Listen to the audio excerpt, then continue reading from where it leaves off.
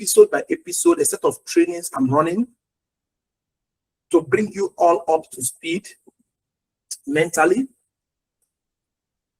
so that you're able to become that person that can generate that kind of income you seek. Because everybody wants money, but nobody understands that there is an added work to be done to get that money.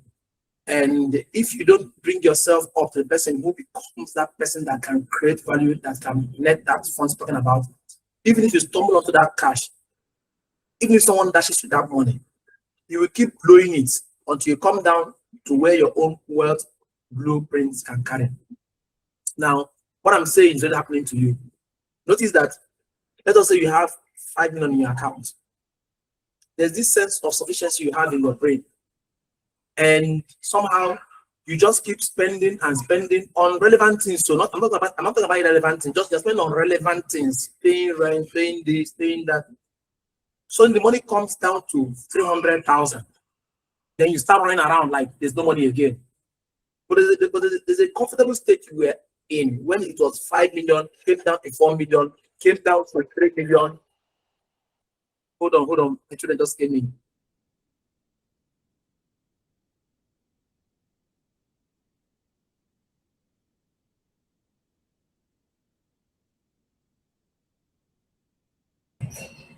Okay, sorry, my children came in and interrupted. Okay, so as I was saying, you now keep spending until you get to say either 500 or 300. It suddenly dawns on you that there's no money again. Then you start doubling your effort, running around to make more money.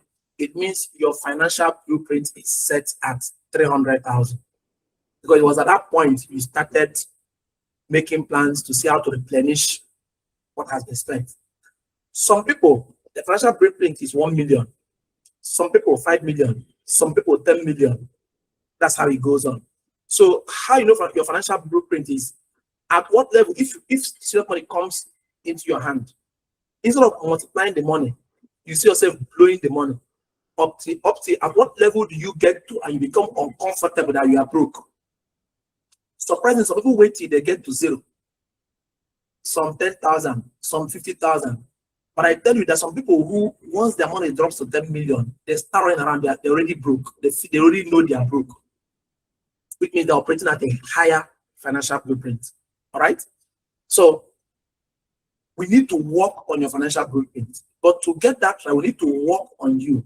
Already, last week, I started with this episode with training you on why creators become wealthy while consumers remain poor. Right? In this Answer Wealth Creator Leadership Series. That was the first episode 1. So if you know what episode 1, please go out. Even before episode 1, there was a wealth mindset training I did before episode 1, right? That was the preamble that laid the foundation before we came to episode 1. Okay, so search for my video before the one before episode 1. Watch it. It is today where I laid the ground. Okay, I think let me remember what the name of what I titled that one. I can't remember it was about I know I gave like principles of wealth creation, okay, and I was reading them out one after the other. I can't remember what the name is, but admin, please look at my YouTube videos and pick out the name of that initial one where I laid the background. Just drop the name there. I'll pick it up and mention it. Then before episode 1, which is why wealth creators are wealthy and why consumers remain poor. Okay, that's the last one I did 2 Mondays ago. Now today, what I want to now begin to add more to what it's going to be a series. I'm going to keep building up until we get you to where I want you to be. All right, and believe you me, this leadership training will reflect in your finances if you apply what I'm teaching you into the business we're doing together in the Answer business. So today I'm going to be handling reality, responsibility, and results. Reality, responsibility, and results. Now, you need to stop blaming and start building. Now, in this Answer Wealth Creator Leadership Series, most people want better results.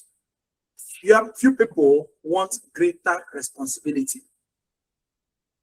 Yet, responsibility is the bridge between where you are and where you want to be.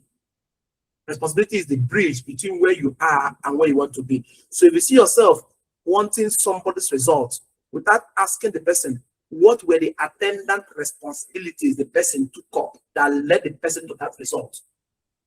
Most of you rejoice at the outcome, but don't ask about the process. So you only know when they say this guy has made money.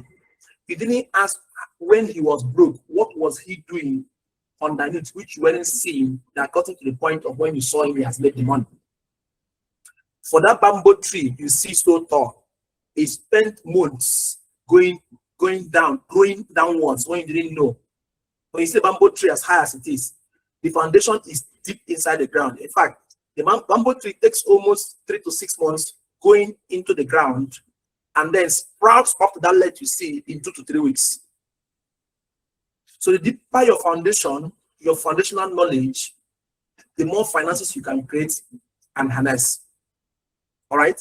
So the comfortable truth is this: the quality of your life today is largely a reflection of the decisions you've made, your habits, your actions, and responsibilities you have accepted over time.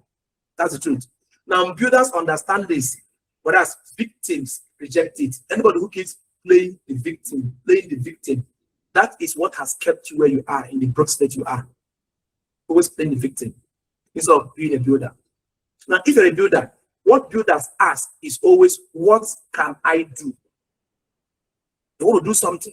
What can I do? Whereas victims will ask the question, who is to blame? When something happens, the first thing the victim says is, looks for who to pass the blame to. Whereas builders just ask themselves, in this situation, the box stops on my table. I take responsibility. What can I do? So the moment you stop blaming and start building, your life begins to change. So the objective of this training is, by the end of this training, you all be able to, first of all, understand the connection between reality, responsibility, and results. Secondly, you're going to learn why blaming keeps people poor and stagnant. You're also going to develop a personal accountability mindset. Accountability is key. And then you're going to be able to identify areas where you must take ownership. And then you're going to be able to build practical habits that produce better results. So let's start from this first one I mentioned, which is reality. You must understand that reality does not respond to excuses. If you like, give excuse from Lagos to Aba or anywhere, reality does not respond to excuses. Reality responds to principles. Reality does not care how hard life is. It does not care how unfair things may seem to you. So the fingers are not, all fingers are not equal. Even your feet, one is other than the other. Everybody's human, but there's one thing that's different. So God made it so. Now, it doesn't care how many excuses you have. What reality responds to is, one, action. Second, value. What value have you created? Three, the discipline, which is dependent on the process, right? Discipline to follow the right process. And four, consistency.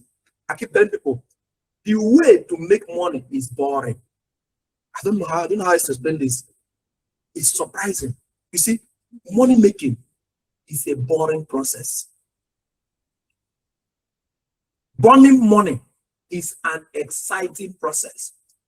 So if you see yourself very excited about what you are doing, go and look very well. You are burning money, you're not creating money. You are burning money. Why do I say so? Don't misunderstand me. I'm not saying you can't enjoy money. Yes, enjoy money by all means.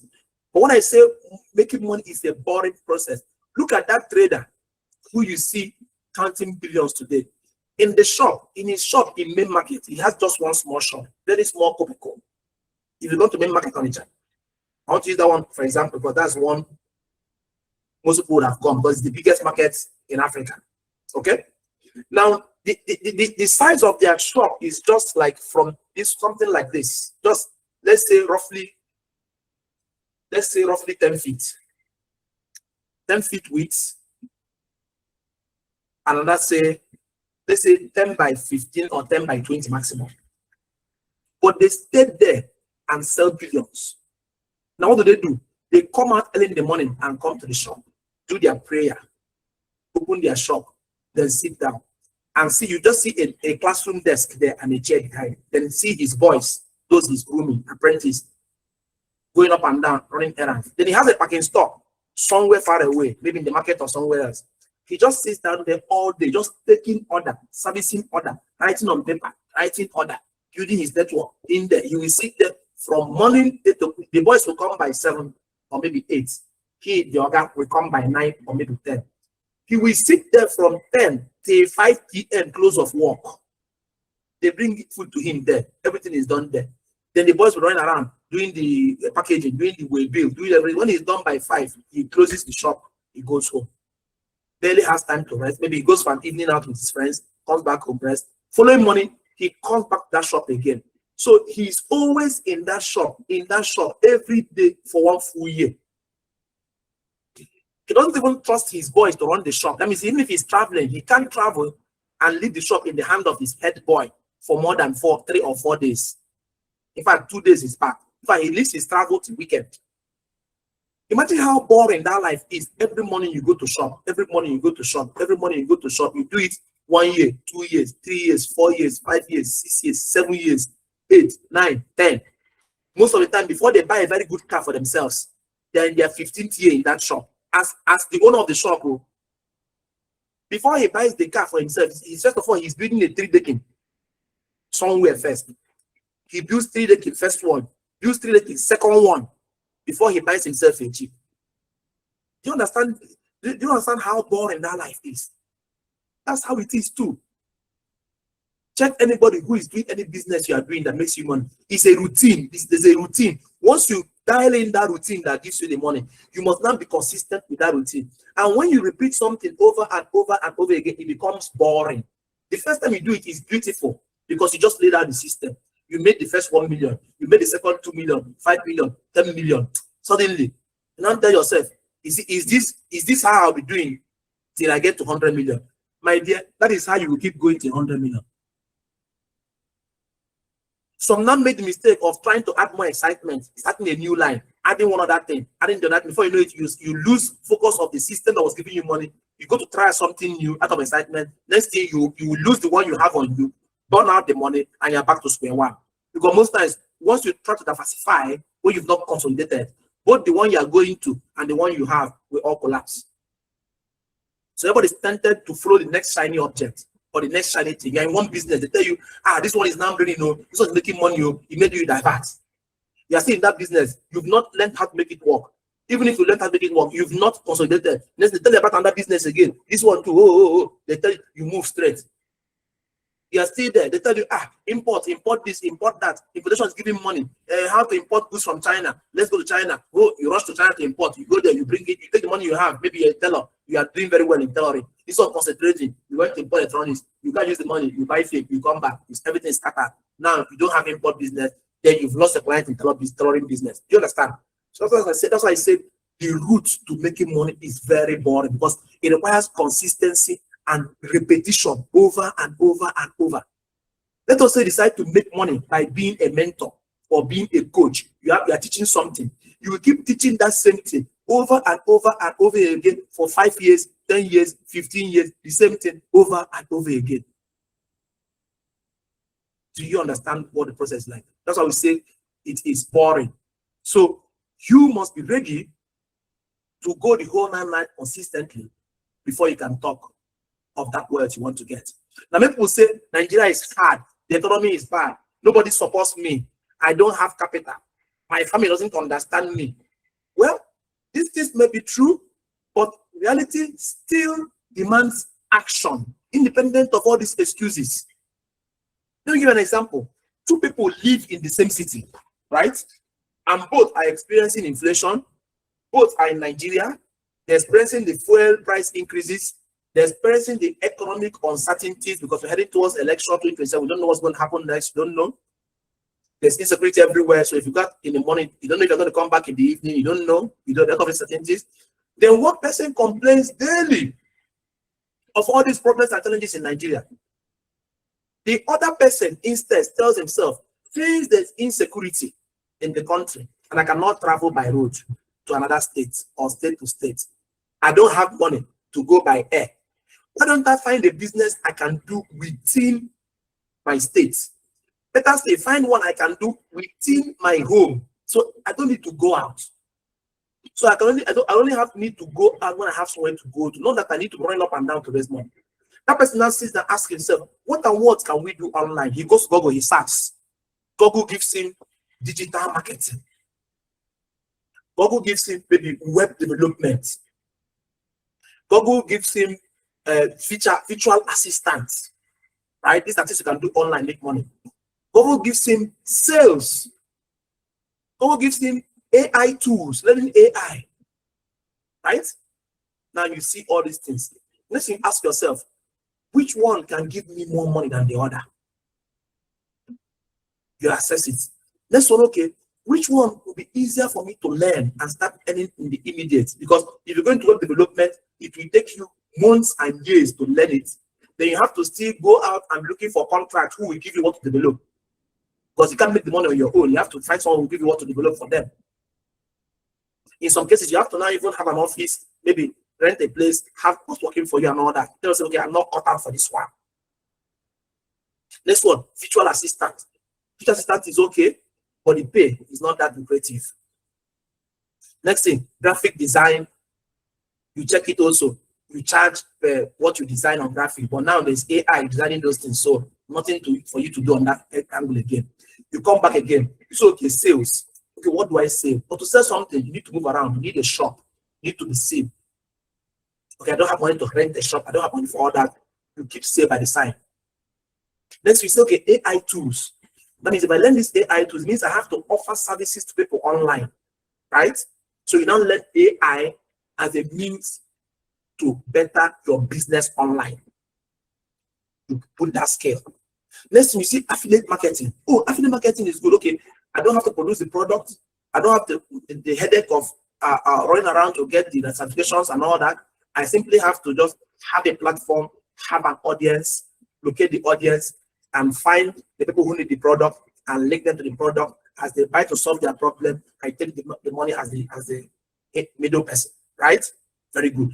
You don't remember, I learned AI tools. We're going to use AI tools to fast track the attraction marketing process to bring people into my funnel and make sales to them.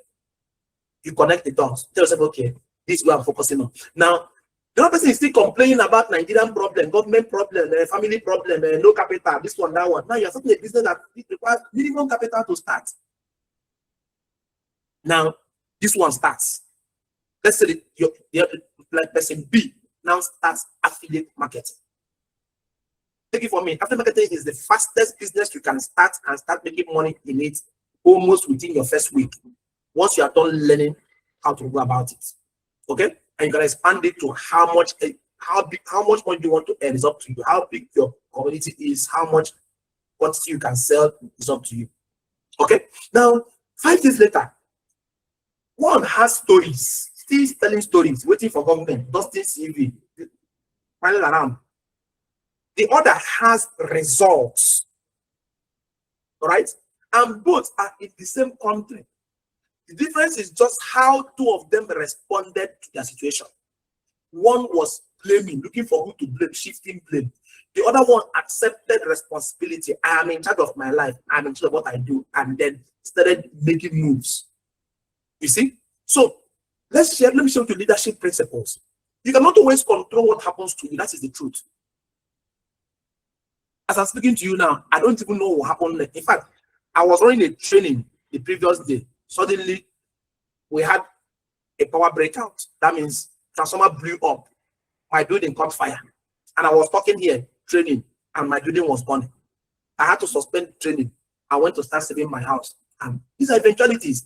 Believe you me, by the time we were done quenching the fire, calling the power holding company, doing everything, replacing the wires, everything that happened, I spent over close to about 190-something thousand. That means the following day, just to fix what went bad in just my place alone. 890-something thousand. That's close to $1 million, right? Believe you me, while I was speaking, I didn't know that problem. I didn't know about, and that day was, I think it was on a Sunday. I didn't know. Let's know what we're talking now. I didn't know a bill of close to $1 million was coming to my desk. in the next few minutes. Right? Now, at the point in time, I had an option. Do I go and what really happened?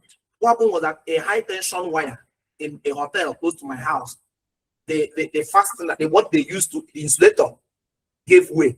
So because the stick has suspended has rotten for all the wire, and they have not changed it yet. So it broke out and then dropped on the domestic line. And my house is the immediate house after that domestic line. So that whole 480 volts from that high tension wire came straight to my building and blew everything. Do you understand? I don't want to tell you how I started placing the appliances in my house. Let them not go there. But I didn't need to go and start blaming a power holding company. It's people's fault that your high tension cable caught and dropped on my domestic line and then fired into my house and all that. Well, we still wrote a letter to them on Monday to officially inform them of what happened, for them to do the right thing in terms of the transformer. But my own was, how do I quickly restore power back to my house? Because I need the power to work. I need my internet up. My Starlink requires power to work. I'm talking to my community. I'm doing my trainings. I make money online. I need the business to, I need answer function. I need everything. I can't do it without power. So if I was waiting for power holding to come and fix whatever it is fix their own, and maybe fix my own house and everything, and I stayed 3 months without power, then imagine the costs in both time and money. Do you understand? So what do? Take responsibility. No comment. I assume there was no power holding. The point is, it has happened. How do I get myself back functionality first? I spend the money. Then start writing them. If they refund me, fine. If they don't refund me, no problem. We're in Nigeria. If it's abroad, then of course the system works. Once you go on the port, they will come immediately.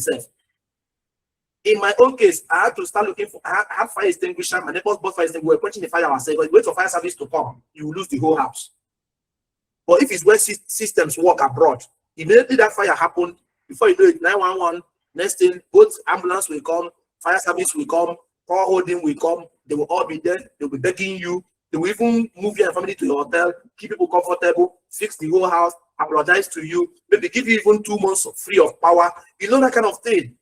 Because if you go and claim damages, they will pay millions. But in Nigeria, the system is not designed that way. So no need to understand your operating environment and know how to. So instead, I'm proactive, I fix it myself, later on, go for rebates or whatever. Do you understand? So you're not always in control of what happens to you. Even when you think everything is under control, things just happen. That's just life. You can control only how you respond when something happens. That's not what you can control, how you respond. Okay? And your response determines your results. This thing I'm telling you happened, I think it was last month it happened. We're in June. This thing happened, I think it was April, just either last month or last month, I can't remember again, just recently, right? Now, between that time and now, I have done more business with the power, with the internet, with my system, with my broadcast. I've done more things than, I've made more money than whatever it is I lost at that time. But if I was blame shifting and complaining, maybe by now, I'll now be broke. Do you understand? So how you respond matters. When I was learning, when they taught me how to drive, for example, they tell you in the driving school that you must give way to traffic on the left when you come to roundabout. I'm using that as an example. Both of you drive. You give way to traffic on your left, which means when you're approaching the roundabout, whoever is on your left needs to wait for you to enter the roundabout and exit, because you have the right of way. But then the teacher now told me something. He said, even though you have the right of way, please take more cognizance to your right to life, not right of way. That means even when you're approaching the roundabout and you have right of way, if you see a car coming from the left and you think that person is not controlling his speed well, please wait for that person to pass you. Is your right quite all right? Allow him go, no problem. Because what if his car failed the brake? What if maybe he had cardiac arrest and he's speeding towards the roundabout when it happened? What if he's answering phone call, his mind is not there? Then you enter because you have the right of way, thinking he will slow down for you. Next thing, he runs. When someone is on your left, if he hits you, he's hitting straight at the driver's door. So if the car hits you and you end up in the hospital or you end up dead, who will suffer? Your family will suffer. If you end up incapacitated in the hospital, your family suffers. So my people, I always tell, I don't tell when I was teaching my child how to drive, I said, even when you have the right of way, please claim your right to life. Be driving your own and be driving the right person's own. Because most people on the street today in Nigeria are mentally unstable, sincerely speaking, because of the pressure of the stress in the country. Everybody's carrying something, everybody has his own issue, everybody's under pressure. Okay, so people start behaving funny, right? So always claim your right to life, not to the road. So also it is when things happen to you, right? Always take control of your response. Don't shift the blame to another person. All right? So blame is attractive because it removes responsibility. When people blame government, blame family, blame friends, blame economy, blame background, blame lack of opportunities, blame lack of job. Like in South Africa now, they are now blaming South Africa. They are blaming their poverty on lack of job, that the foreigners are taking their job. That's surprisingly very funny. The foreigners in question came to your country, didn't go to look for job. They created their own opportunities, created their own, rented a shop, rented a place, started selling, created a clientele, had the people buying from them, built their business, even employed South Africans in your own country. Suddenly, you stay in that country, didn't see all this opportunity when they were not there. They came in. In fact, they're supposed to even create opportunity, then they come and you in South Africa employs them because they can't think of forgiving pasture. This one, you were dormant and docile, moving around up and down with your animal scale. Then an immigrant comes in, didn't go to look for job, stayed and created opportunity, and now employing you. Then you are saying they should all go. Then you loot their shop. They should, as if, even if all of them, now they are all packed and they are living gradually. Go back again 3 years from now. Those shops will still be closed. They can't run it. You will still meet them unemployed. Do you understand? Because they are playing the blame game. Today, they blamed the government yesterday. Today, now they are blaming. Before, the blame was on apartheid. All Africa, the whole world came together, freed them from apartheid. Next thing, now the blame was on government. Okay, now they've changed successive government. Now the blame is on foreigners. That's the next. Okay, when the foreigners leave them again, believe you me, they will move the blame back to government. Watch 4 years from now. Look at South Africa, because this xenophobia happens, it's not Afrophobia, not xenophobia. It happens every 4 years. The new government promises them job, promises them immigration reform. Then you come into power. Now one meets challenges. Next thing, they allow them run wild. So let's look at 4 years from now. Go back to South Africa and see where those people will still be. All right? Because that blame game, okay, makes you temporarily feel better. Right? But nothing changes. Blame gives emotional relief. It is only responsibility that creates transformation. Among those people who are chasing foreigners, only those who take out time to improve themselves, build themselves, learn skills, go out and create opportunities, they are the ones that will come out better. It's not about jumping up and down in animal skin, carrying a spear on this hand and carrying shit on the other hand and looking for coming. That's not where the jobs are created. Okay? Now, even blaming has a cost. Every time you blame, you give away your power. That's the first thing you do. You give away your power. Power you would have used to change things from yourself. You transfer that power to the person you are blaming. So blaming renders you powerless for a situation. When you blame someone else for your situation, you make them responsible for your future. Come on. How do you take your future and put it in the hands of somebody? Does it make sense? Your own future. The person you are putting your future in his hand can't even handle their own future. You are blaming government, right? The government in question is even confused. They don't know their left from their right. Suddenly, you are taking the power of your life to give to government by blaming government. So if the government enters gutter, you enter gutter with them. No. Allow government do their thing. Look at the system, look at the economy, look at the government. Even in that chaos. In fact, the more the chaos, the more there are problems to be solved, because each problem you solve bring is creation of value that brings money to you. So the chaos should not discourage you. The chaos should move you to find solutions in your power to offer that in return will bring cash flow to you. All right? So you must understand that builders never surrender that power. They never surrender that power. Builders hold on to the power and ask themselves, what do I do? So ask yourself this question: what am I currently claiming for the results I do not have? Write it down honestly. Summit number one. Look in your life now, where you are now, where you want to be, and who you are blaming for where you are. Write it down. Doesn't matter, just write it down. All right? Now, let's go to the next part, which is the responsibility principle. Now, responsibility. Somebody told this to me someday. I started laughing. He said that those who are irresponsible don't know what God did for them. That responsibility is about to kill those who are responsible. And I laughed. Responsibility doesn't kill you, it makes you stronger. Okay? Everybody will die naturally. Both even the irresponsible one, they will still die. Responsible ones, they will still die. Difference is, what legacy have you left on earth? What system have you put up in place to make life beautiful for you, beautiful for your children, so you can enjoy the world before you leave?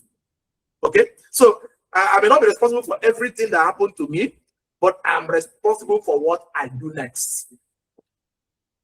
That's my own creed, what I live by. I tell myself, I may not be responsible for everything that happens to me. No problem. Whatever life throws at me, I accept. And then what do I do? Because I'm responsible for what I do next, I always ask myself, what next? If life throws lemon at me, I simply take the lemon, I make a lemonade. If life throws bitter leaf at me, I turn it to either bitter leaf soup, I turn it to detoxifying bitters and drink. If life throws sugar at me, oh, fine. We make a syrup. We make a smoothie and we enjoy it. So God made it so that life keep throwing things at you, whether you like it or not. Some will be praying and say it's not my portion. The person it happened to, is it that person's portion? It's just life. Okay? So this mindset I just told you changes everything. Builders understand something. My future is my responsibility. If you're a builder, your future is your responsibility. My growth is my responsibility. So also your growth is your responsibility. Now the difference between growth and development. Take note, there's a difference between growth and development. If you did not contribute between 75% or 80% of what caused that your change in status, then you didn't grow. You only developed.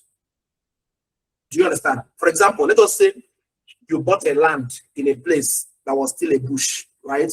Then over time, let's say after 10 years, government now had the road that leads to that your land, right? Now, the value of the property will definitely rise, okay? But the value went up due to development, not due to your growth. Do you get what I'm saying now? Just the land being there and third road came to the place. Development came. Value of the land went from 1 million to 5 million. Now that's increment. So you are now worth 5 million instead of what 1 million, because your property went from 1 million to 5 million. Now that increase in your self-worth, or your net worth, sorry, that increase your net worth from 1 million to 5 million didn't come from growth, it came from development, because you had no hand in what brought about that jump or increase in your net worth. But imagine if you bought a land in a place that is not developed, you cleared the land, you turned it to a farmland, you started manufacturing, maybe processing maybe fruits into juice, became a processing factory. Then while your land was expanding, you started having distributors who needed to come and buy that product from you and redistribute. Then they started having need to bring their trucks in there. Then based on that, distributors give you money. You now add the road that leads to your factory to assist distributors trailer to take out your goods, right? And then your net worth increased to 100 million. Yes, that is growth, not development. Because in growing your business to the point, even in developing, in creating that system that changed that land from an orchard to a juice making factory, in setting up the infrastructure, in running the products, in opening up markets, till you had distributors that could come and pick in trailers. You were growing in capacity. Your mindset was expanding. You were expanding your network. You were expanding your network as well. Then you got to a stage where you now started building the road that leads to your place. So even when your property now goes up in price from 1 million you bought it to maybe 50 million, that one is growth, because you contributed 75 to 80% of what led to that increase in net worth. Do you understand? So don't mistake development for growth. They are two different things. So when I say your growth is your responsibility, that's what I mean. Means you need to contribute 75 to 80% of what leads to your increase in net worth or increase in self-worth, so that whatever value emanates from that, what you become, becomes growth, not development. The challenge with development is that if development happened to you and your net worth increased, whatever factors that cause that development shifts elsewhere, you fall. Let me give an example. Let us say, for example, you have a land somewhere. Suddenly, government now maps out the land opposite your land as trade fair complex, right? You know the value of your land will appreciate immediately, because people are now coming to that place. At least once every year, government runs a trade fair. People will come there, buy things. Your house is opposite. You can have a shop. Road will be tight. This will be happening. A lot of people will be coming. There will be traffic. So any business you start opposite the trade fair will certainly be selling. You'll be selling. The value of the land will increase. Now, it is development, not growth. Suddenly, government now creates a new layout and decided to move that trade fair complex to a new place, relocate it,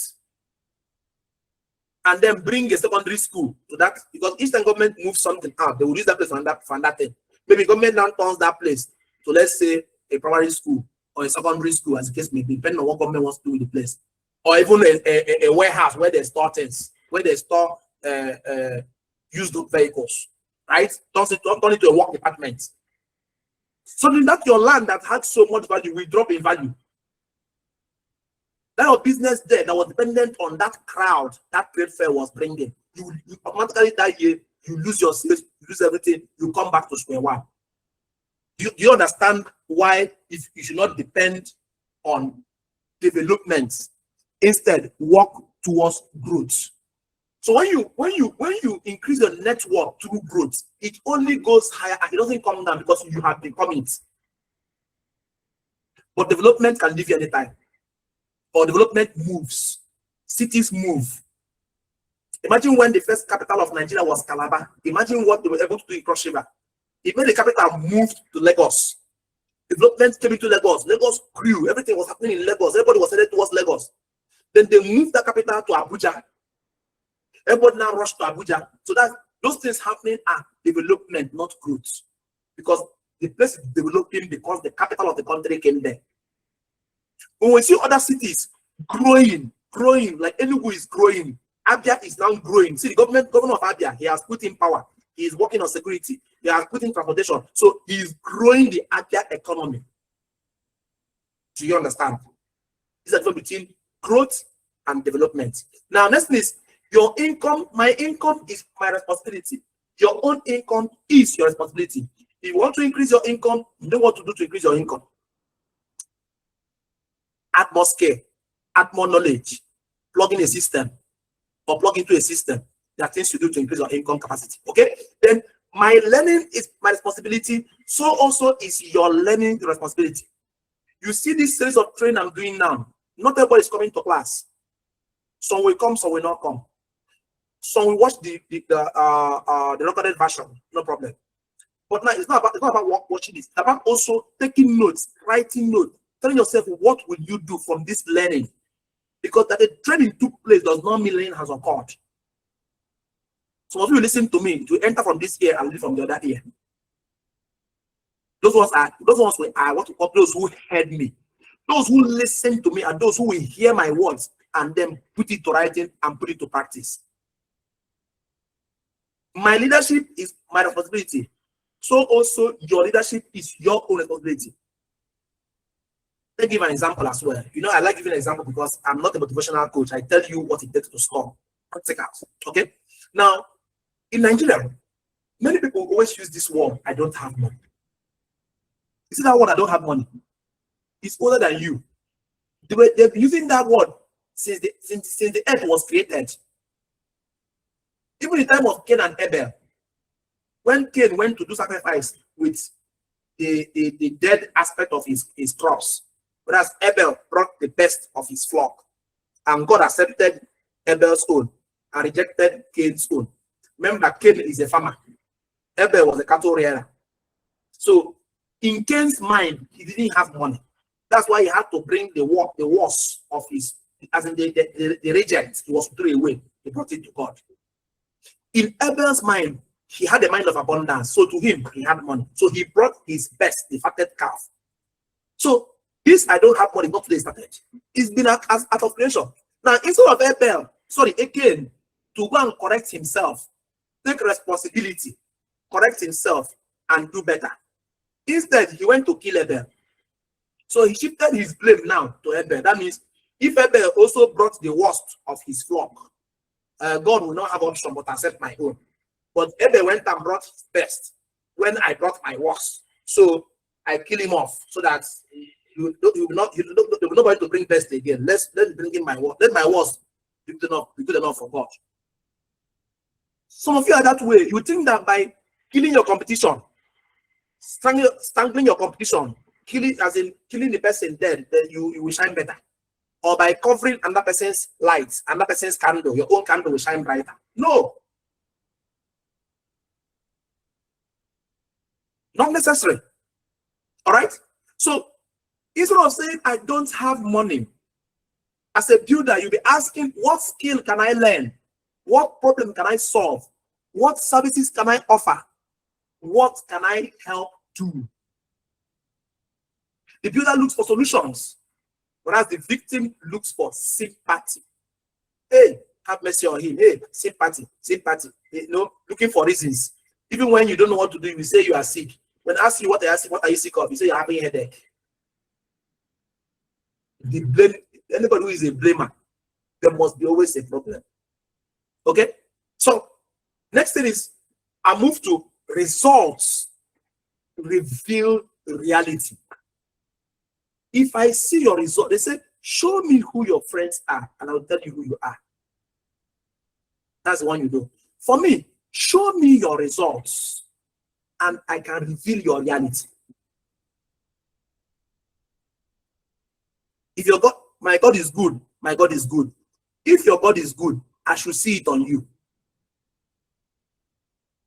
If God created this beautiful earth, created the mountains, see how magnanimous they are, created the hills, created rivers, created seas, created oceans, created land, created, look at all what God, look at God's picture of God's creation, created you and me. From these results, I can say indeed God is great. Why?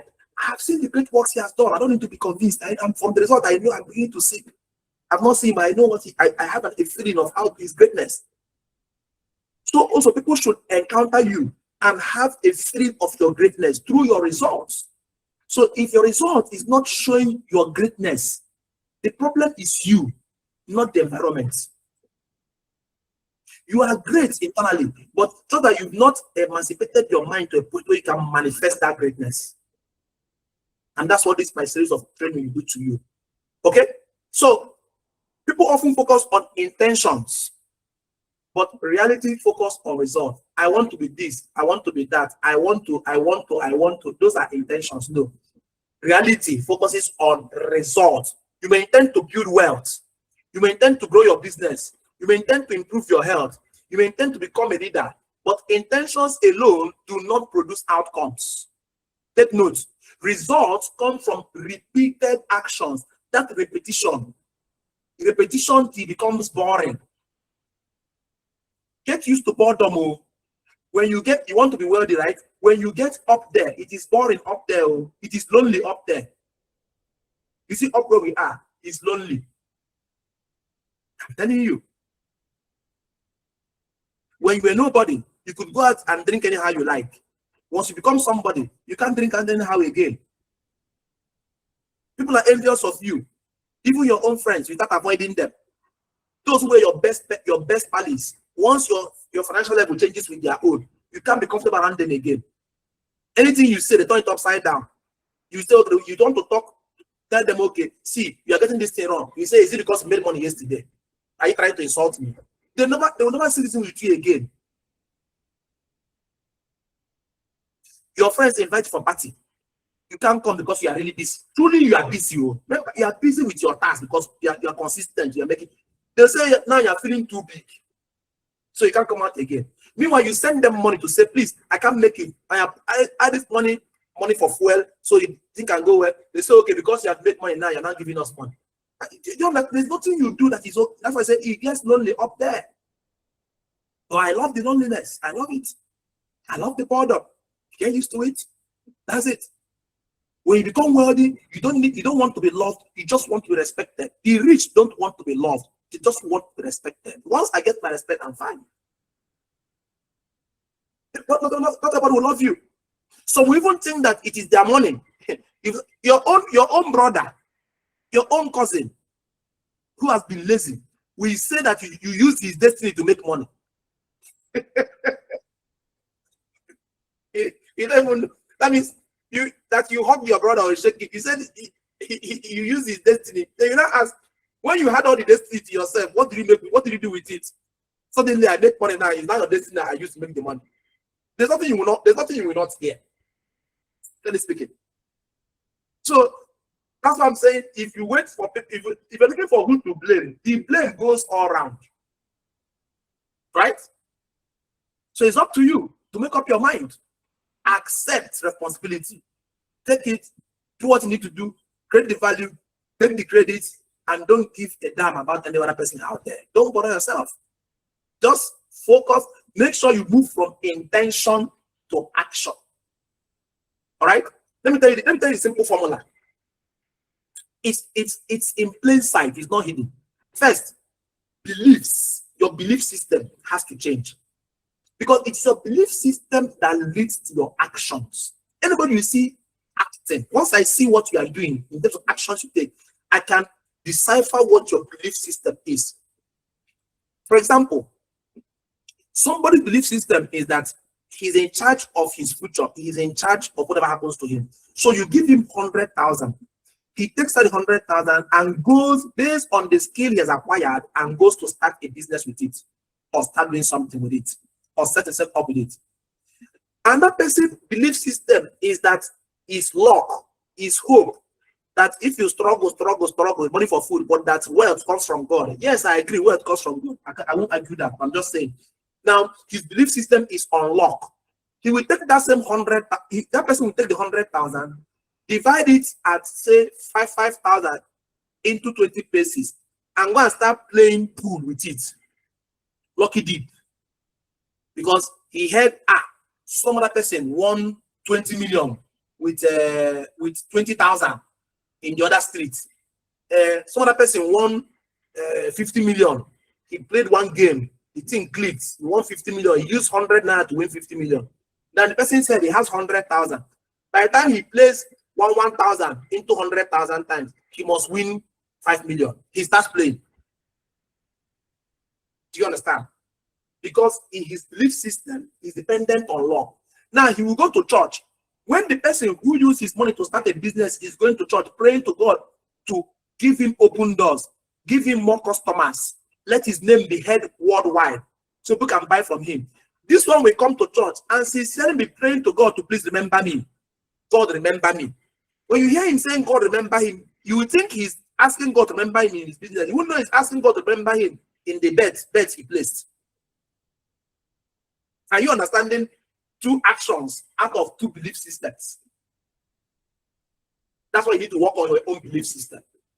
Instead of moving things to luck, Actually, what people call luck is simply preparedness meeting opportunity. Is what you call luck. I call luck preparedness meeting opportunity. God will always make things happen for you. The challenge is, will you be prepared to harness the opportunity when it comes your way? All right.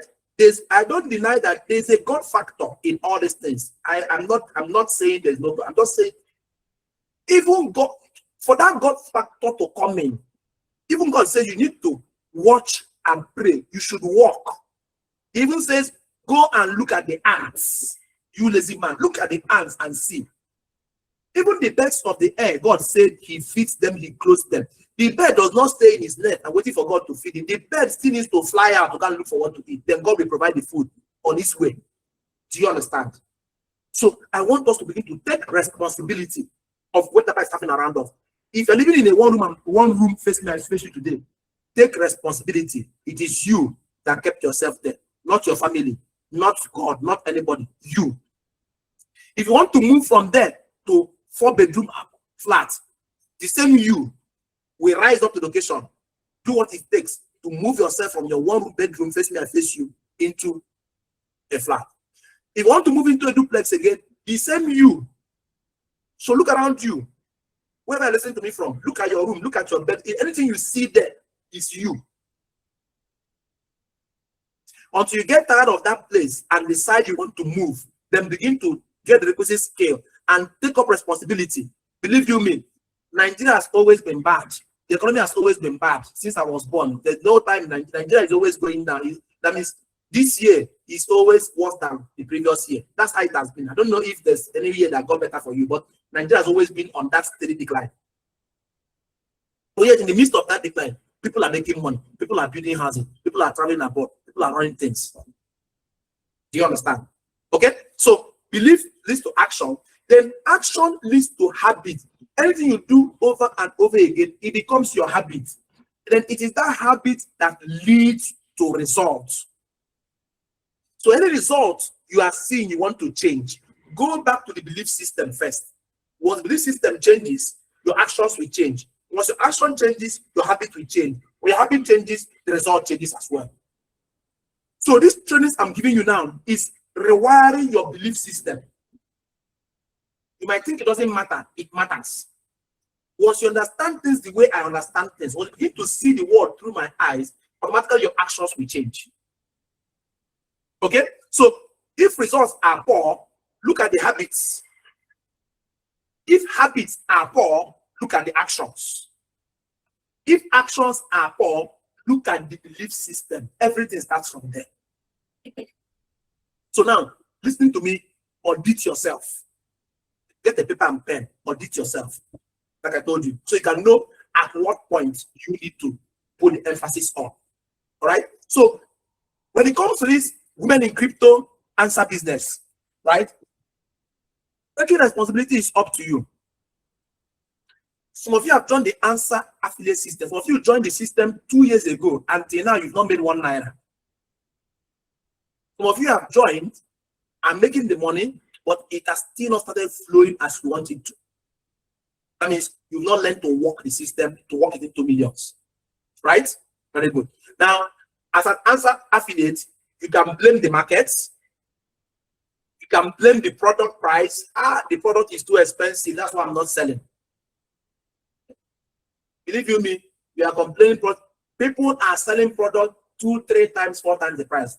Have you checked the price of what's that drink again? Noni. It's a bottle drink, Noni. Have you checked the price? You know how much it goes for? And people are selling. Have you checked the price of the one they call Trevo? Drink. Just like that. And people are selling. There are many products that are syrups, as in bottle from syrup form. Small, selling. Even teas come in grades too, right? So even if you think price is the problem, people are buying products more 10 times, 50 times more expensive than that. Some say, okay, competition is too strong. Hello, it is competition that makes me know there is money in that market. I don't run from competition. I embrace competition. When I see a market is competitive, it means there is demand.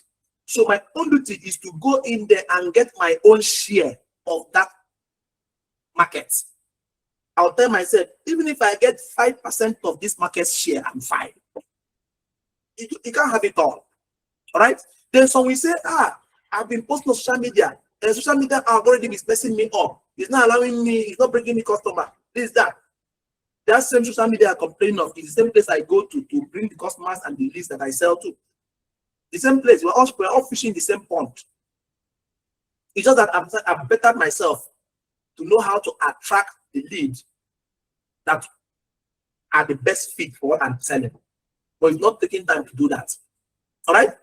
So you can decide to blame all these things I've talked about, or you can decide to ask, how many people did I speak to today? Because it's a game of numbers.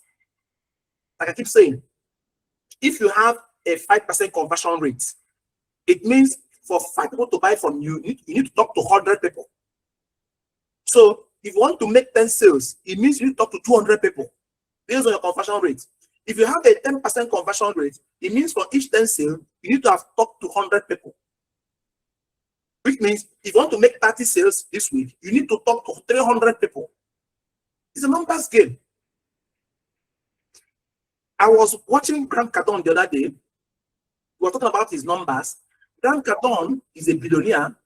He says he spends over $200 and something million on ad spend in 1 month. Do $200 something million into naira, that's what it comes to. Then he says he sends out not less than 160 million emails every day.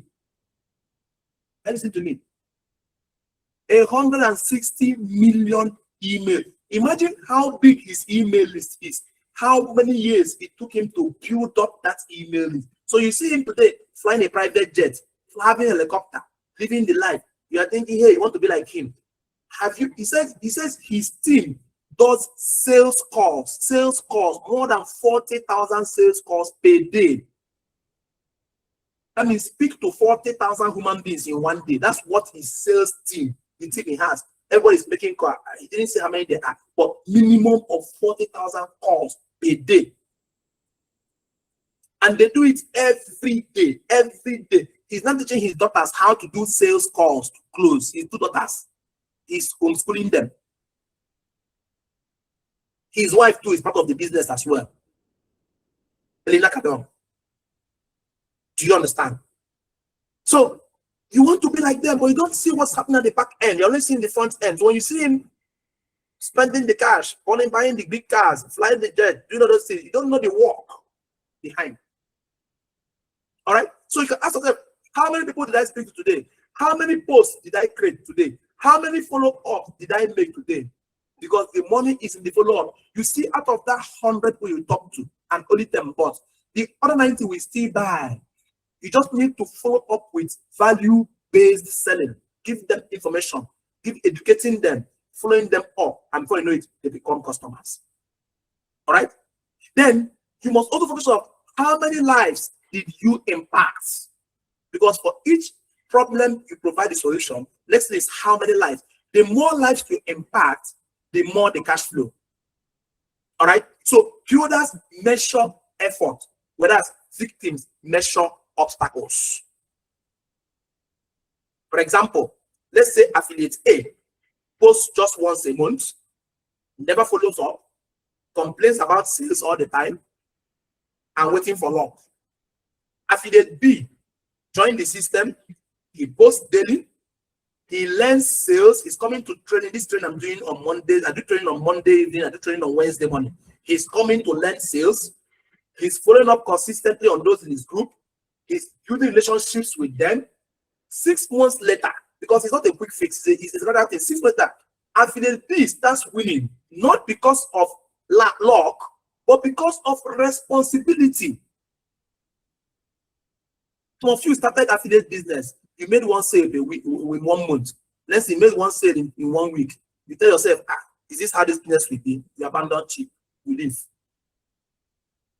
So that person is hell bent that he must make the system work for him. he keeps grinding, he keeps going. Meanwhile, each time you're not making sales, at least you are learning how to interact with human beings. The money you seek is in people's pockets. It's not in the bank. It's in people's pocket. Now, until you understand how to communicate with people, know their needs, get them to like and trust you, and then take their wallet out and pay you. That's when you begin to learn human beings enough that you can come, you don't have a community that you can speak to, and money leaves their pockets based on the value you have created. It's like a man of God. Somebody says God called him to work. Fine, no problem. God called him to work. God will not give him the crowd. God will not give him the church. God simply called him, give him the ability to speak his word, right? It is that man of God that will sit down, coordinate himself, understand the Bible, go to the Bible school, learn how to communicate to people. Then you begin to communicate the word of God in a way that will convince somebody to give him a land.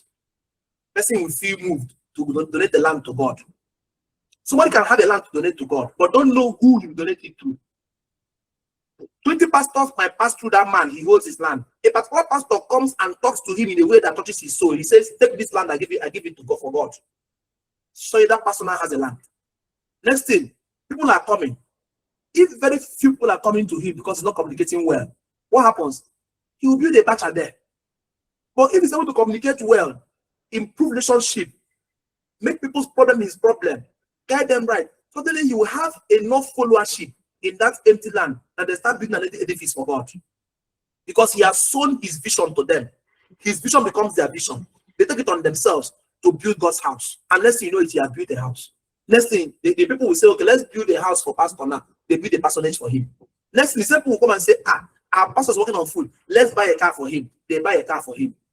The same people will be there. Our pastor is not married. Let's get a sister he will marry that is responsible, and they will go and get a wife for him.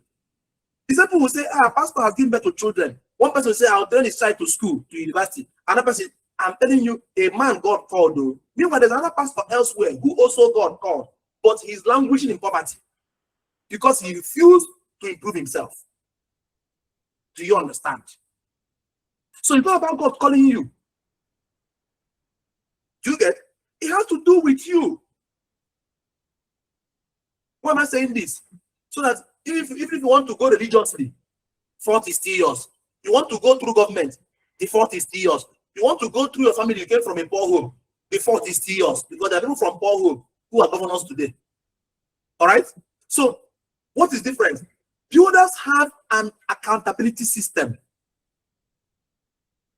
Successful people ask themselves difficult questions every day. I ask myself the question too. What did I create today? What value did I provide today for somebody? What skill did I improve today? Because as I'm speaking to you now, I sat down, analyzed this course, created it from my experience, created it based on my interaction with people on WhatsApp. I know where you people are. Okay. Then now I'm providing that value for you today. Meanwhile, as I'm providing that value, I'm also improving my skills to train and communicate. As I'm preparing for the lecture I'll give to you, I also fine-tune myself for how I respond in my day-to-day activities and in my business. So each time you teach, you also learn. Each time you give out, you also receive. Are we together? So you ask again, how did I help somebody today? You who are listening to me today, I'm helping you in resetting your belief system. Then what excuse did I overcome today? I had a series of meetings today. I had a physical meeting with some affiliates who came to my place this morning. I had a meeting with marketing team, analyze our funnels and everything.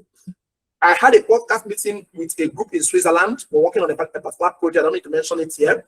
When I was done with that meeting again, my wife came in and said, that are you still working? I said, yes. She was like, you have not eaten food yet. I said, I will eat. I have a training by 8 o'clock. If I eat now, I will feel lazy. I want to retire. Let me finish this training before I eat. So discipline, I sat here and I'm here talking to you again.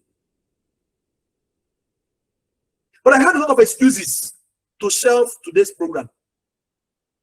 I told my team, once I don't, last Monday, it didn't go because I traveled out of base. I traveled to a village in Nankana. My internet is bad there, so I couldn't broadcast. If not, I've done this training last week Monday. But this week Monday, I'm in town. Once I'm in town, the link is set. And once the link is set, I must appear. Consistency. No excuses. So I don't care how busy you are. If you want to get results, you must be consistent. Now, let me give you practical steps to achieving this.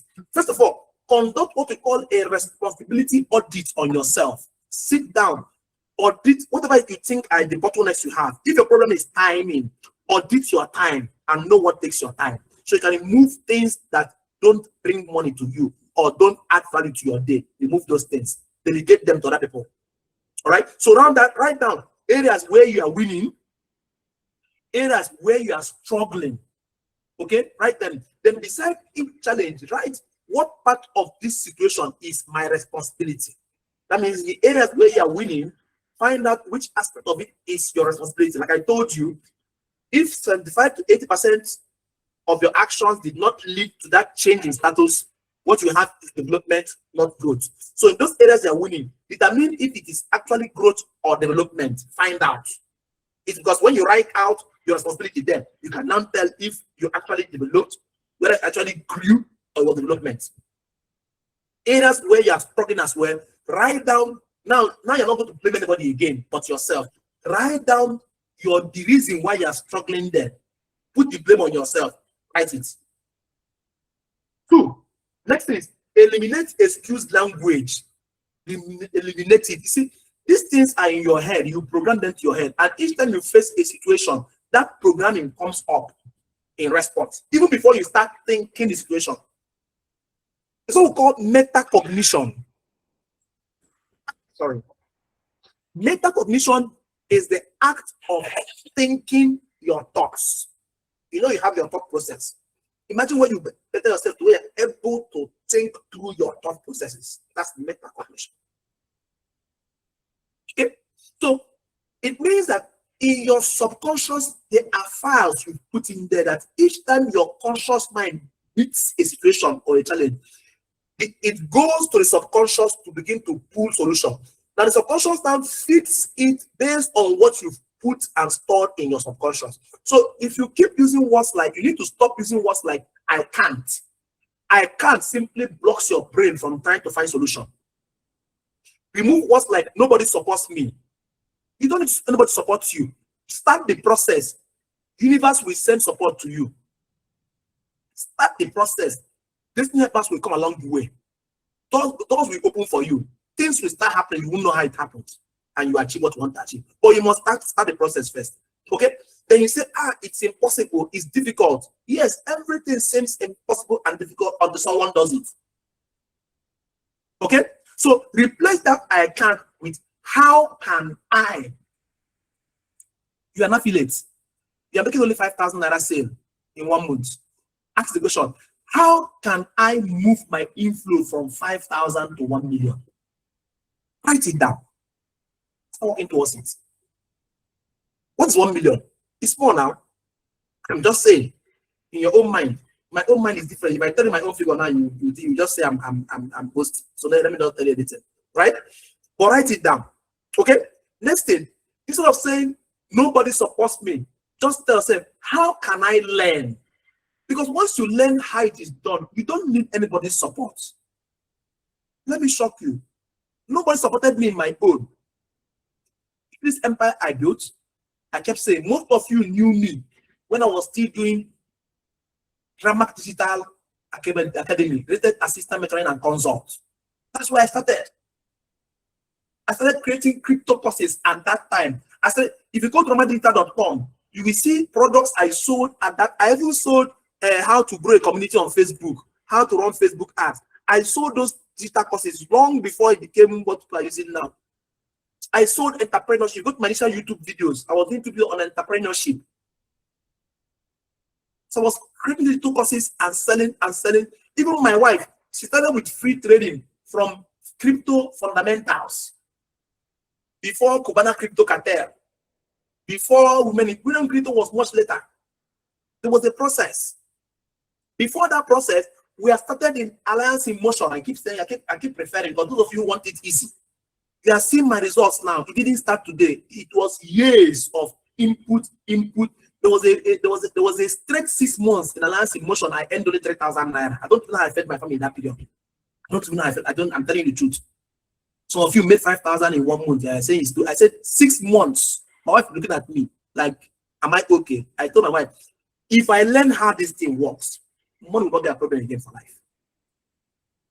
Because marketing is the best skill. Everybody is marketing. Elon Musk is marketing. Jeff Bezos is marketing. Bill Gates is marketing. Every billionaire you know is marketing. Dangote is marketing. I'm glad you people saw after Dangote built his refinery, $20 billion invested in Nigeria. The government frustrated him. He didn't blame government. Dangote left his spokesman. He came out himself, started talking. Dangote was doing interview. Dangote was crying. He was complaining. He was stopped. He was lambasting everybody. As in, Dangote caused problem. They had to sack the chairman of, I remember, this DPR or whatever. Dangote went to find out that the man's children are in a school abroad, and he was paying $5 million on the children's school fees. Meanwhile, his salary as the chairman of the NNPC, whatever, I don't remember the man's position, could not sustain that kind of payment. So ask the man to be audited. They should bring his tax record so they can see what is paid in tax that will give him the element to be paying $5 million in school fees abroad. Of course, the man was sacked because he just showed corruption. So imagine Dangote, billionaire, still had to go and look for things to fight his battle, information to fight his battle. He didn't depend on government. He didn't depend on his spokesman. He didn't depend on all his managers. He's paying millions. He came out in person to fight the fight. Most of you know what I'm talking about now. Dangote came out in person to fight the fight. Today now he's stable now.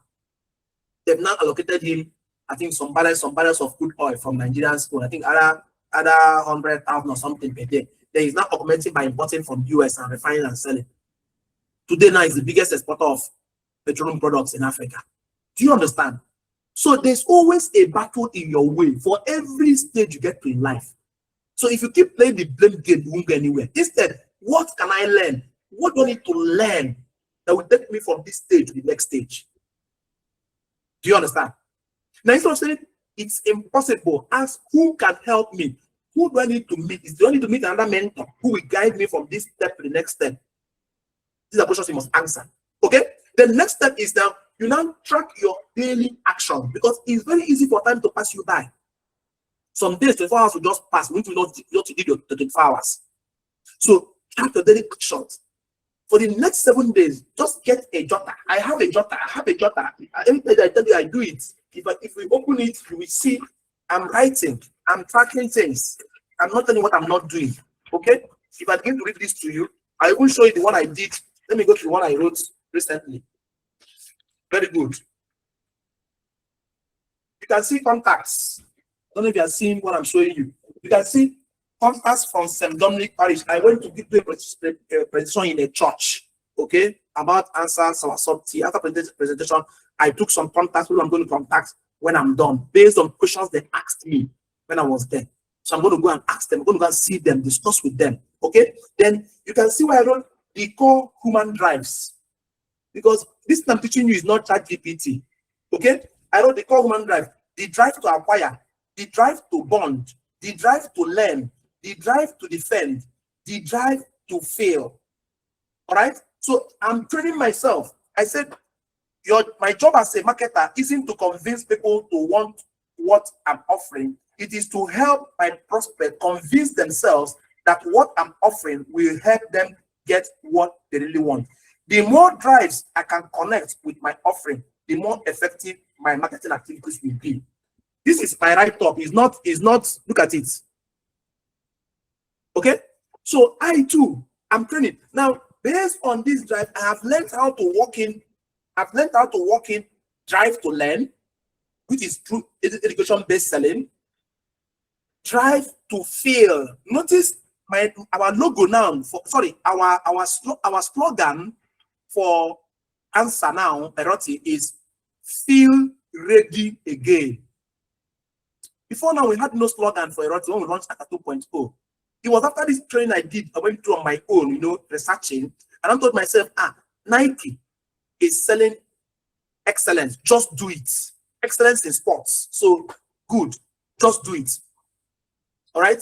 Red Bull, that drink, is selling and as an excitement. So you see them sponsoring car racing, things that are extreme sports. So they're selling excitement. When you see Red Bull, what comes to mind is excitement. It's not the flavored drink or flavored water. There are many energy drinks everywhere. How come when you see Red Bull or Powerhouse, you have this feeling? They show a horse. Puma is the one is Get Wild. Okay, so you see, all these brands are selling feelings, and it's here the drive to feel. So in my own now, erotic answer is feel ready again. Feel ready to go out again, to be at home, to take charge of your family, take charge of your sexual life, take charge of your post-trade health, as in feel ready again. So each day I'm learning, I'm experimenting what I've learned on my business empire, on the product. Everything you see happening in answer is intentional. It's not fluke. This is one. I'm just showing you. This I'm lecturing for my table, right? This is another one. I have written and this book, there's no space here again. I've covered this whole thing right up, right? Because even as I'm in the car, anywhere thought comes to me, I put it down. This is the second one. This is the third one. I'll open it again. All of them. Look at it. In my own writing, I'm writing, I'm drawing. You can see drawing. I'm drawing. This is it on my own writing. Okay. Can you see diagram? This is when I was designing project for Asset Bridge. Okay. This everything you see. So I'm constantly creating.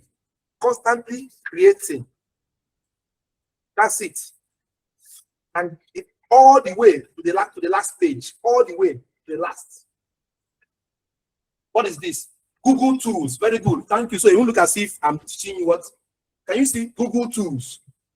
When I was learning Google Tools, okay, you can see them all Google Tools, Google Sheet, Google Doc, Google Slide, Google. I was everything. That's on this side. If I go to this side of my table again, this is what I'm reading now. This is what I'm reading now. The personal MBA, Master the Art of Business. You can see where I am. Can you see this thing is what my marker that shows me where I am? This is the page I am in now. Okay? This is value delivery. Chapter 4. That's where I am now. On this is the technical book. So I read, I put my marker, I keep it. I continue. So it's a lifestyle. I'm not going to impress anybody. If I turn my skin, I'll keep showing you books as in what is next to me. Each time as I'm reading them, I'm soaking up people's knowledge, distilling them in the way I understand and write it down, take lessons from there and put in my business, and I assess myself again, see the impact, I continue. Look at this one, Rabbi Daniel Lapin, Business Secrets from the Bible. That's it. I have finished this one. Everyone, they're all here. So each time I'm traveling, I get to the airport. If I see any book that appeals to me, I simply buy it, then keep it on my table and start reading it. This is the one I read to design my retail business. Can you see? The retail startup book. Okay? Is that by Roland G. That's it. So I understudied retail in UK, knowing that we are copying the Western culture. So if I can design something that is applicable in UK, when our economy grows into it, I will be among the leaders. You notice our delivery system in answer for our product is from this book. Now, there are certain areas I couldn't implement because we don't have a logistics system in Nigeria yet, right? Over there, the digital logistics system, you just plug into it. Here, you have to create your own yourself, right? So based on the capacity of what I could do, I put this together. But as we go along the line, if that we cover, we'll get to the point where answer will have its app. People can place their order from their app directly and it comes to their home directly. Everything will be sorted out. And some health trackers as well in it. We're getting there. It's a gradual process. Okay? So when you see results, my results today, it's not by chance, it's not by luck. So I'm teaching you what I'm doing. All right. So for the next 7 days, you must ask yourself, as an affiliate marketer, how many number of prospects did I contact? How many numbers did I follow up? How many posts did I create? How many number of personal development activities did I complete? Because even myself teaching you, I'm still developing myself. I'm still training myself. Because the only constant thing in life is change. Things are changing, systems are changing, economies are changing, leaders are changing, times are changing, markets are changing. Everything is dynamic. So if I am static, I will be faced out if I know what's happening. Okay? Now, the next step is developing one high value skill. Just choose one. Choose one. Is it sales? I've just showed you where I'm bettering my sales skill. Is it communication? Is it public speaking? Is it content creation? Is it AI? Is it leadership? Choose one. See, you must have one high value skill. If you touch me today, I have bettered myself in bettering all of them. I'm good in sales. I'm bettering myself in it. I'm good in communication. I'm an orator. It's not, I learned it. It's not like I could speak before. You've seen before, I used to stutter. Now, when I speak, ask me, are you an orator? I learned it. I'm a public speaker. If you come into any event, just give me your microphone, leave the crowd to me. I don't need to come what to say. Once I climb any stage and take microphone, I feel the environment. I know what I want to teach. I begin to dish out. It's all here. The public speaker, I learned it. Content creation. I showed you me learning all Google tools. I showed it to you, Google tools. AI. I've done more than 6 different AI courses in at different levels when it comes to AI. In content creation, I don't have a social media manager. I just managed to employ one, as in that was just about 1 week ago, 2 weeks ago. And even that person I employed now, I've moved person into Salesforce. So I'm not managing my social media. AI content creation. Oh my goodness, my wife is so good at it. If you see what my beloved wife creates with AI, she has beat me to it. But when AI came out, we spent money learning AI. There was an AI course I did. I paid $1,600 for. $1,600. That's like 2-point-something million naira just for training. My wife do the same thing. Each one I pay for, she joins me in the training. Each one she pays for, and there's one she paid for now. I'm joining her in the training. Okay, so because we know the world is going AI, but we're learning AI for business, not just learning AI for AI's sake. We're learning AI for business. We will bring all these AI tools and concepts into our business and use it to scale our business. So you must learn intentionally. Then is it leadership?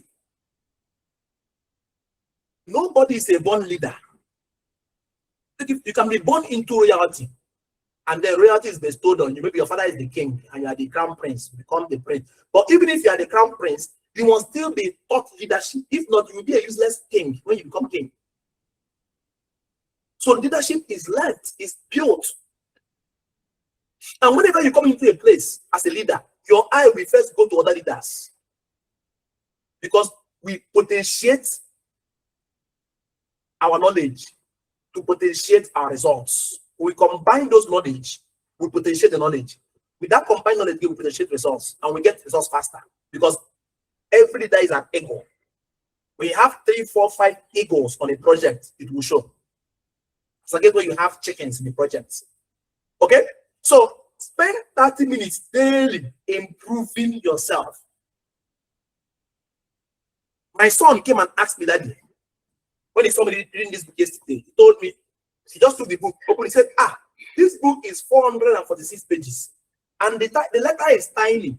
How can you finish reading this book, Daddy? You are so busy. How do you finish reading the book? I told him simply, this book is by this table. I told myself, every day I read 15 pages. 15 pages is what I read every day. Now, I divided the book. It's 446 pages. At 15 pages every day, it means it will take me 2, 4, 6, 7 days to finish 100 pages. 7 days, which means at 7 days for 100 pages in 1 month, at 15 pages a day, I'll finish this book. I'll finish reading this. But, and I told my son, but some days I have more energy than other days. If I told myself I'll take 15 pages before I go to sleep, I must read 15 pages. Now, some days I come and I read 50 pages. Yesterday, I was to do 15 pages. I end up reading 56 pages yesterday. Today, after training you people now, I will still read my 15 pages. So even if this training ends by 11, I will still read my 15 pages. But I can read 15 pages because I read 50 something yesterday. Before I know it, I will finish this book in 1 week. But if I begin to look at how big the book is and my time, this book will stay here and gather dust. But because I broke it down, so learn anything you want to achieve, break it down. Because I broke it down into 15 pages per day and 1 month, my head wraps around 1 month, 15 pages per day, fine. Some days I do 30 pages, some 50 pages, some days 25 pages. Before you know it, suddenly in 1 week, 2 weeks time, the book is finished. Then I look for the next book. So for that thing that looks so big for you, break it down. Once you break it down, you start doing it. That's all. Then keep it close to you where your hand can easily reach it. All right? Then your next step, step 5, is find a responsibility partner. Me and my wife, we are partners when it comes to that. I will tell my wife, sweetheart, you answer me. I want to achieve this next month. Hold me to it. You know what you ask me? How do you intend to achieve it? I will tell her, and I'll write it down. So she knows what to track. When we done that, she calls me, darling, I'm like, have you reached so and so? Because I've given her how I did. I said, I have not. She says, go and do it. I remember to do it. She wants to achieve something too. She tells me, I want to create this course. I want to do this. I want to finish it by this time. I said, okay, I take notes. Then I'm on her on it. So even though we're husband and wife, it doesn't stop us from being responsibility partners. So I'm telling you now, if you can make your husband your responsibility partner, he mustn't be an outsider. You can make your brother, you can make your, even if you can make your, whoever is close to you, somebody you know that you respect the person's word, make the person your responsibility partner. You can even make your fellow answer member your responsibility partner. Take note, not relationship partner. So you don't mix it up. I didn't say relationship partner, I said responsibility partner. That means the person, you tell the person what you want to achieve. The person now holds you responsible for it and will keep disturbing you to achieve it. Then you will have to hold each other accountable weekly. The partner, every week, you can decide on Saturday or on Sunday, you call the person and say, based on our discussion last week, you said you would do this and do this. Which of them did you do? You start ticking. I tick. Let me show you. I don't show you what I'm doing. I tick. These are ticks. These are ticks. Anything I write, we tick. Let me show you that one again. This one's next to me. I tick. You tick. Tick. Each one you're doing. Okay? Calculations, you tick. Okay? So each of them, not just a to-do list, write them out, and as you achieve them, you tick. If I open my phone, the same thing too, I will show you. This one died. Oh, sorry, my phone is dead. I wanted to open my phone and show you.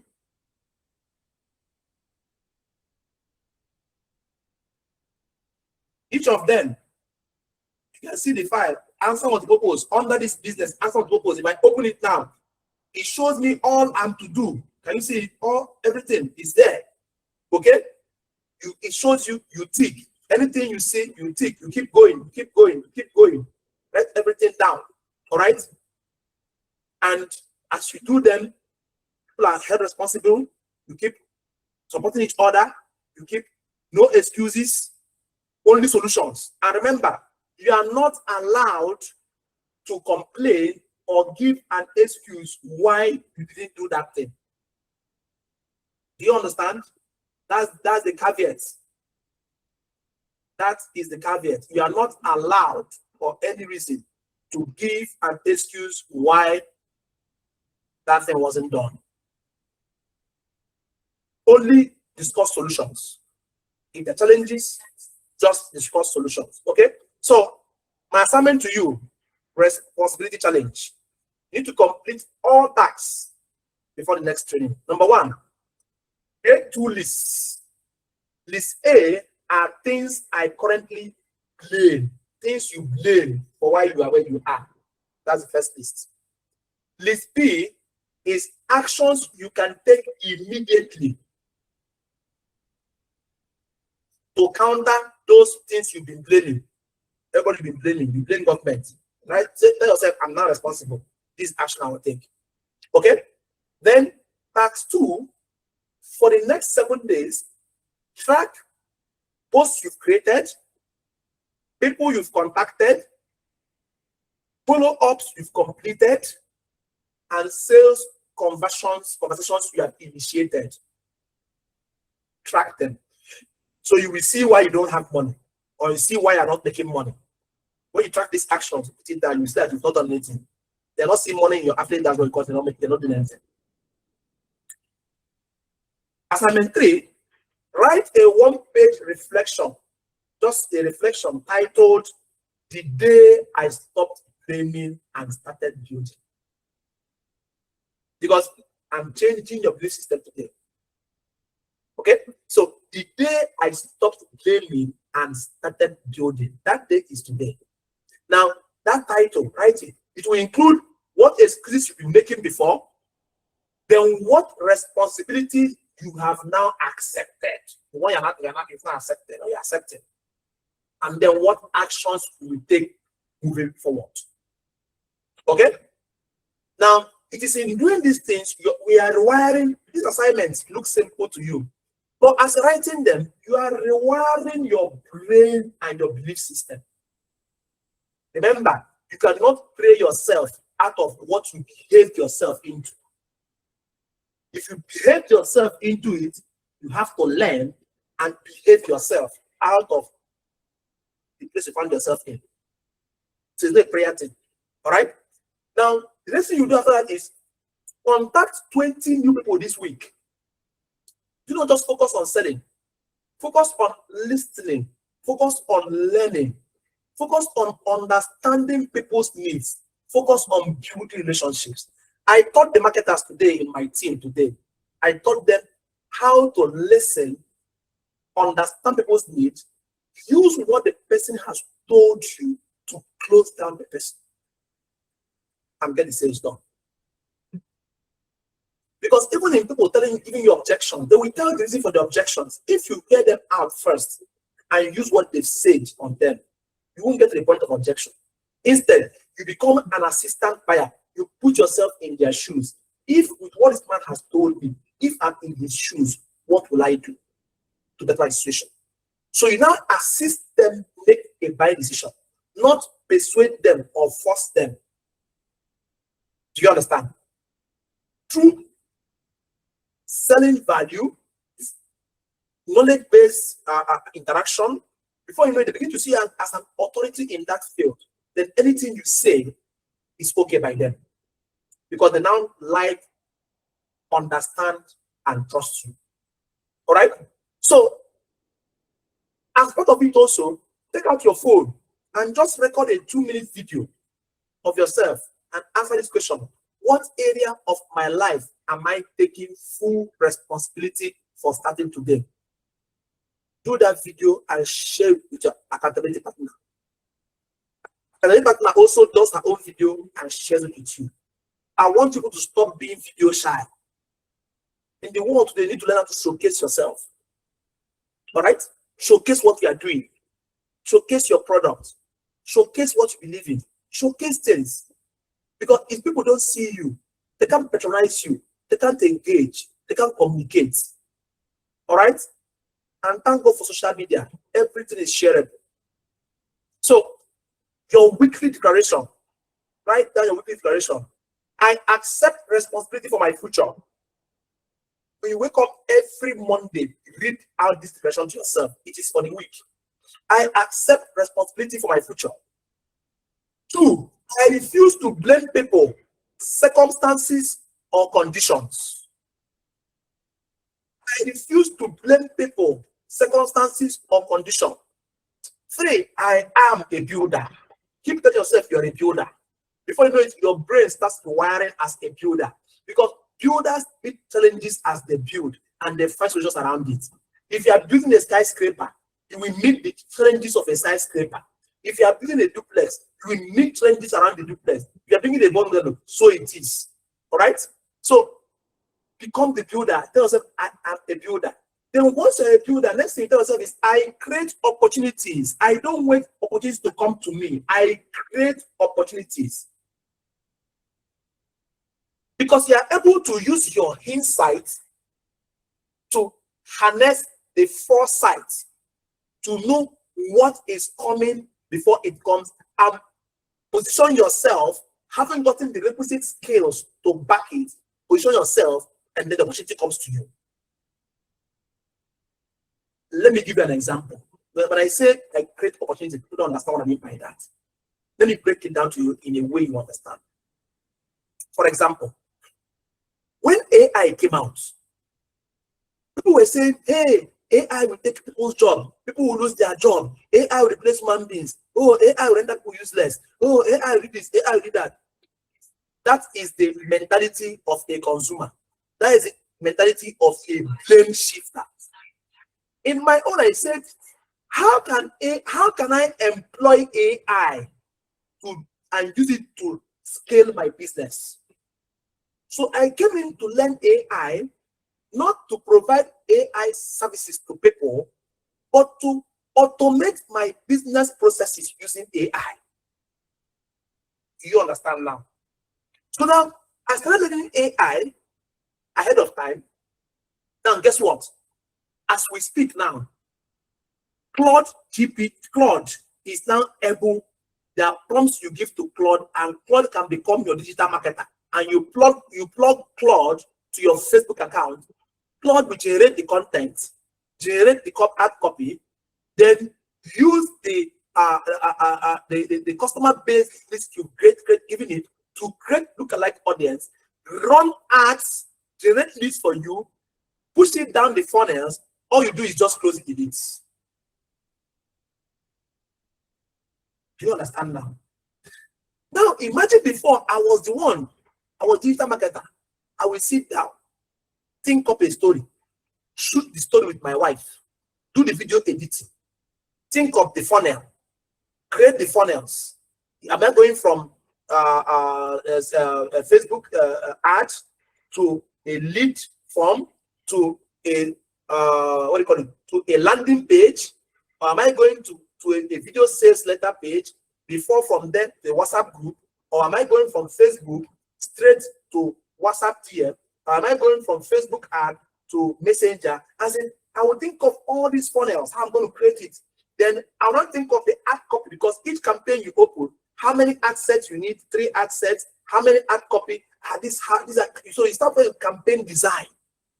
When you're done with the product you want to sell, you think of the campaign design, you now shoot the videos, set up the campaign, get the lead funnels, then begin to run the conversion mechanism. Now, with my knowledge of AI, I can just give this prompt to Claude. Claude is for me. Now, Claude takes the time off me as a digital marketer.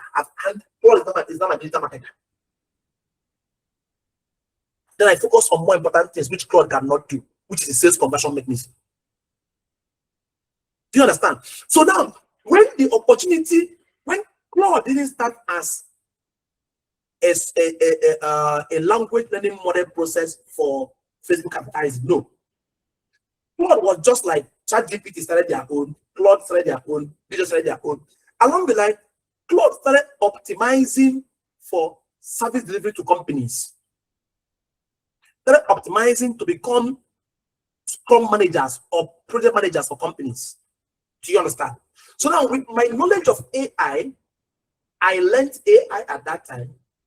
Then when the opportunity, Claude presented the opportunity of using their chat bot to scale digital marketing and lead funnel raise, I immediately was now positioned with my knowledge to harness that opportunity. Some we call it luck. It wasn't luck. I had learned before Claude provided the opportunity. Then I understood the opportunity because I had the knowledge. For those who don't have that knowledge, they'll be using Claude to writing, to do letter writing. When Claude can do so much more. That's Claude AI. How about ChatGPT? ChatGPT has its own products, its capabilities are enormous. But do you know how to prompt it to give you what you need? Do you understand? So the future belongs to prompt engineers, not just learning AI, learning prompting as well. And you need to understand what you want to achieve, the result you want to get, before you know how to translate it in a prompt the AI can give you what you need. If not, garbage into AI, garbage out of AI. My wife is about to share her knowledge on AI. She's going to launch a course very soon on AI. If you don't know much about AI, do well to go and pay and get that course. Learn it. When learning that AI, learn it with intent to use it for business, not just to learn AI say. The people should be calling her, disturb her life. Let her start the training for you guys. Just go and buy that course and begin to learn what she has to put out there. She's awesome at it. Okay?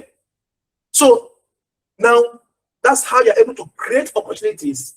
Haven't learned the knowledge, improve yourself, then position yourself where the world is going so that it becomes yours.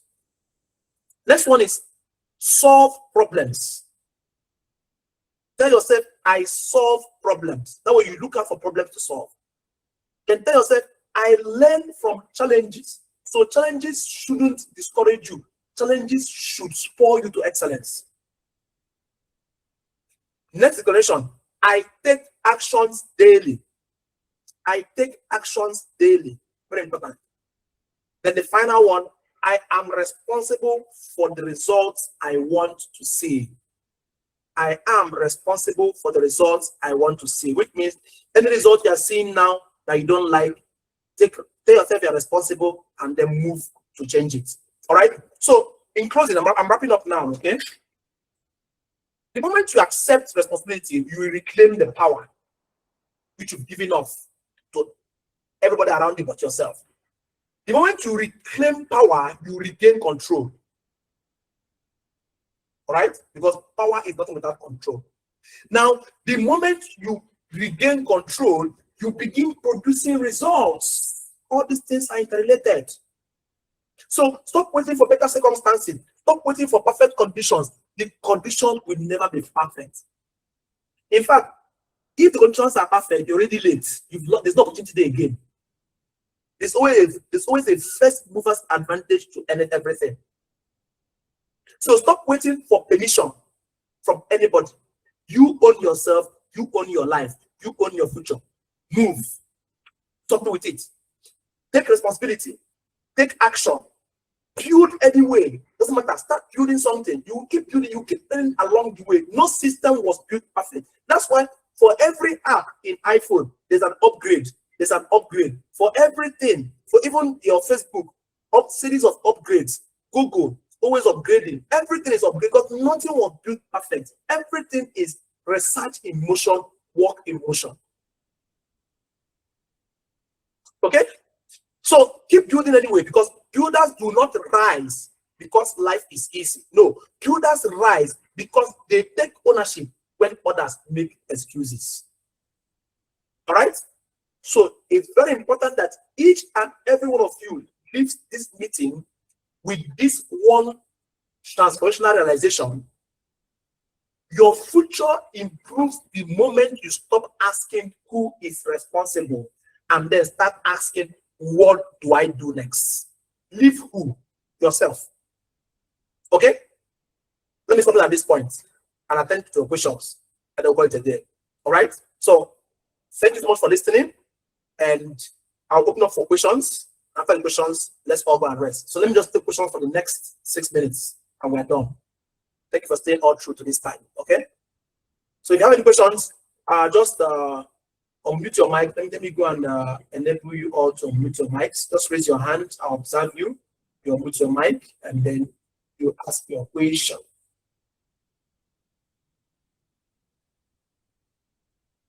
All right. So you can turn on your mics. Turn on your mics, and then if you have any question, just ask quickly.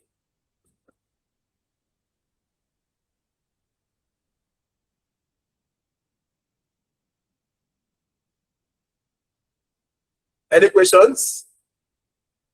Okay.